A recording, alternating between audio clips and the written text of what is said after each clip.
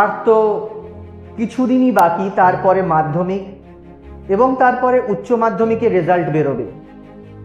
আমি বুঝতে পারছি যে এখন তোমাদের বারবার মনে হচ্ছে যে ইস, ওই অঙ্কটা আরেকটুখানি ভালো করে যদি প্র্যাকটিস করতাম, বা ওই ভৌত বিজ্ঞানের ওই পোর্শনটা আরেকটুখানি যদি ভালো করে পড়তাম।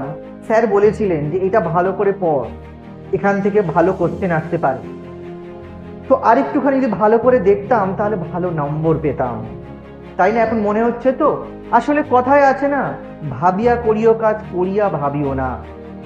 এই কথাটা আমরা যখন একটা কাজের মধ্যে থাকি তখন আমরা বুঝতে পারি না, তখন আমাদের মাথায় আসে না, কিন্তু এটা আমরা সবাই জানি যে কোনো কিছু করার আগে সেটা ভেবে করতে হয়।